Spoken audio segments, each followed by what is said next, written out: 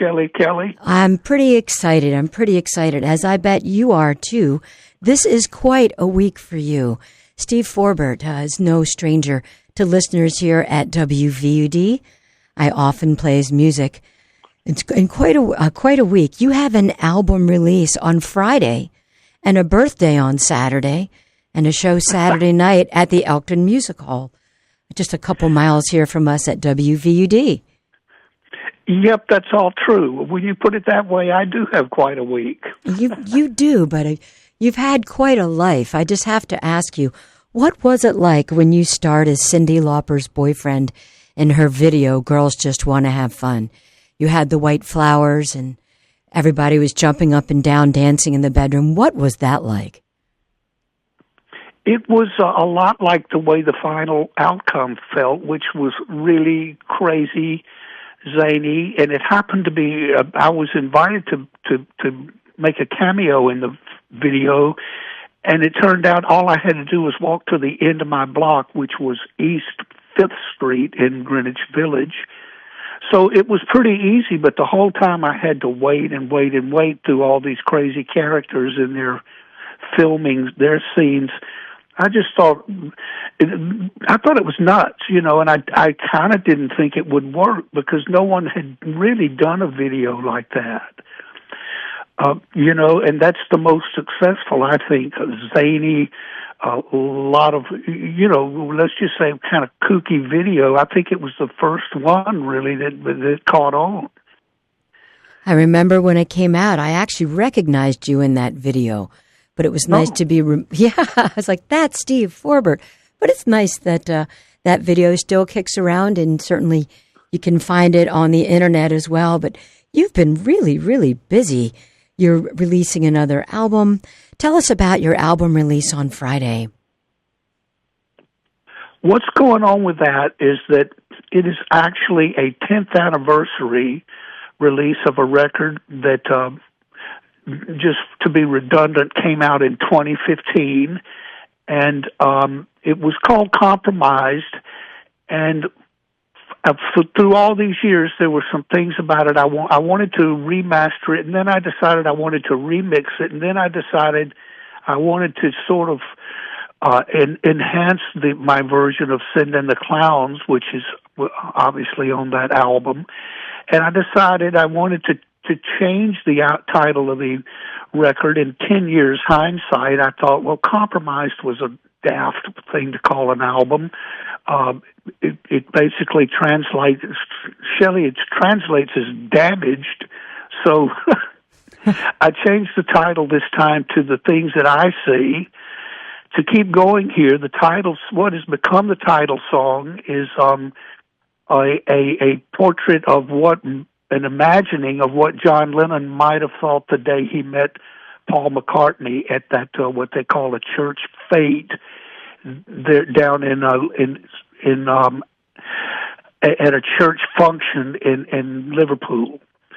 So the title song is You'd See the Things That I See, which is my version of what John must have been thinking that night, and sort of scheming and balancing it out as like, this guy's great. He's magic, but he'll take some of the spotlight off me. Can I afford that? It's my band. And then he thought, hell yeah, he's fantastic. I'll do it. I'll invite him to join the band. So these are some of the things about the record, which is now called The Things That I See, and it's been renovated and enhanced, and we're re-releasing it because we have the excuse of it being the 10th anniversary. That makes perfect sense. And, talking about adding someone to the band and stealing the spotlight and can I afford it, that all falls under the have no fear of the future category, doesn't it? I hear you. Go for it, we might say. Yeah, we might say. And as many times as I've seen you play around the nation, you've had quite a wonderful backup musicians, equally as talented as you, and you step boldly into that. And when you play on Saturday night at the Elkton Music Hall, What can the audience expect? Will you be solo? Will you be with one or two more musicians? I'm going to bring our upright bass player, Todd Lanka. It makes a world of difference to have one accompanist. And, it's just when that upright bass comes in, it adds that punch to it. It feels great. I've worked for years with Todd Lanka. He's a good friend of mine. So that will be fun. We did a show this summer up in Woodbridge, New York, New Jersey, and it went fine. So I will be with upright bassist Todd Lanka Saturday night. It's going to be a great show. You've come such a long way. I remember when you were in junior college, you worked as a truck driver. So I'm just curious, how did that shape, turn, or catapult your life into music? Well, it didn't really, it just made me, as you might guess, it just made me more anxious to get the heck out of Meridian and try to get into music as opposed to, I was a warehouseman is what I was, and I was working at sort of it wasn't a department store, but it was something like a mini, modest Sears. And I also had the job of delivering things like, just easy stuff like refrigerators and washing machines. So it took me all over Meridian, Mississippi, and I got a glimpse into a lot of different lifestyles and people. So that was colorful. It really was.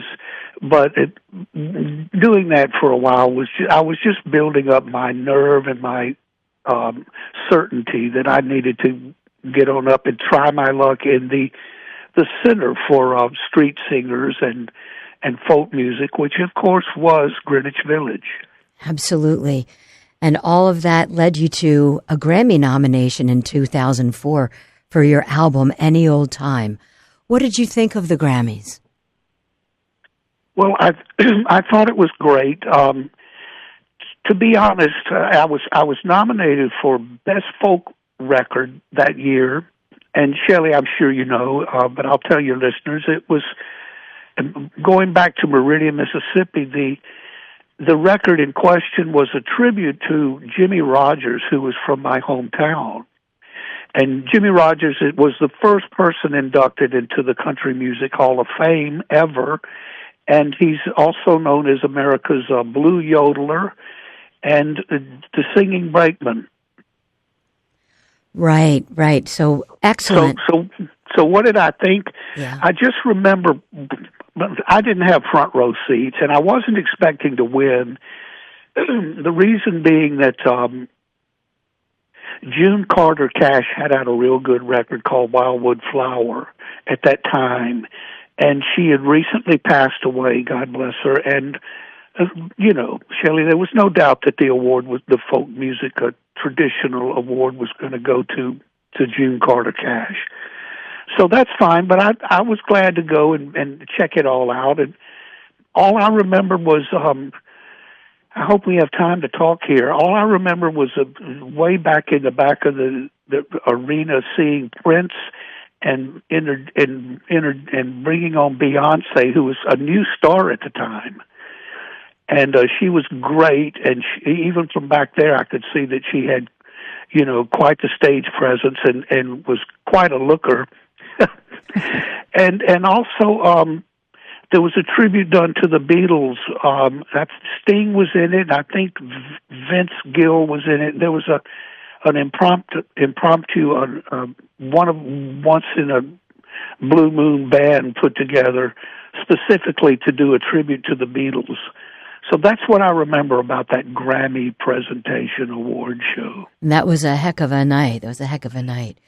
Well, how wonderful to have been included amongst the roster of fabulous artists nominated for a Grammy.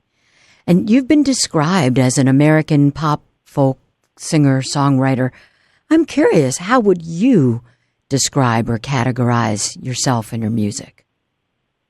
I'm fine with what you just said, although there's always been a lot more interested in and leaning toward pop music also. My biggest, best-known record is Romeo's Tune, and sure, you could call it American, you could call it a little bit folk, and certainly singer-songwriter, because I wrote the song and I was singing it. But it's a pop song. It went up there pretty close to number 10, folks, on the Billboard charts. So I would add pop to what you're saying. Everybody and I loves would add folk rock too. Definitely. Everyone loves Romeo's Tune. And the pianist Bobby Ogden of former Elvis Presley fame played the piano part on Romeo's Tune. Was that your choice, or was that a producer recommendation? How did all that come about? I was scheduled to go down there and make a record in Nashville, which I had decided to do, and the producer put together the team. I didn't know who to call in Nashville. I was living in Greenwich Village, but I thought a great idea would be get further back south to where I'm really from originally. And so, to answer your question, the producer had put together an assembly of musicians, and Bobby Ogden was one of the first string calls in Nashville for piano at that time. And I was very pleased to have him involved. It certainly makes the song. I've heard you play it many times, and I love the evolution of that as it's changed over the years. Another one of the favorite songs is "What's a Dog Think?" Since I've got a cute little dog, which you've actually met and you'll see again Saturday night, I'd like to know your thoughts. Your thoughts on "What's a Dog Think?" It sounds very stream of consciousness, but I've been wanting to ask you that question for a few years. Well, that's the thing about folk rock. You can write a song about what's a dog think. I've written songs about good planets are hard to find. I've written songs about, just another fun song. What kind of guy am I really am? I love some turkey, but I don't eat lamb. So what's a dog think just came to my mind. I've written, I don't know, a couple of hundred songs, maybe more. And that's just, we're talking about inspiration. And I just thought, I'm a dog person. It sounds like you are. I've got it. My girlfriend has a couple of dogs I'm very fond of, and I take them out to play fetch and, retrieving the ball twice a day, every day, weather permitting. Even though I must complain now about this lack of daylight savings time, which is wrong, Shelley. It's depriving me and the dogs that the ability to see what the hell we're doing when we're playing at the end of the day. Wow, what's happened? We need some light here. But anyway, I just thought I felt interested in that for a moment there, and I went ahead and wrote the song. It wound up on an album called Moving Through America, and then I decided I wanted to make a faster version. So there you go, and excuse me, we asked all the people that are tuned into my Facebook page to contribute films of their own dogs, and we put together a video to go with the fast version of What's a Dog Think. You can see that, of course, on YouTube. Right. And there's so much you can see on YouTube, and of course your own website, steveforbert.com. steveforbert.com.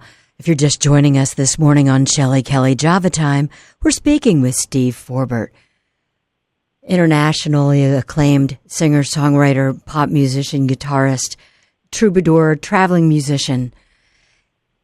He has a new album being released on December 12th and a birthday show at the Elkton Music Hall on December 13th. Steve Forbert, thank you so much for joining us here this time on Shelley Kelley Java Time. And me and my dog will see you Saturday night at the show. I'm looking forward to it. Thank you, Shelley. Thank you.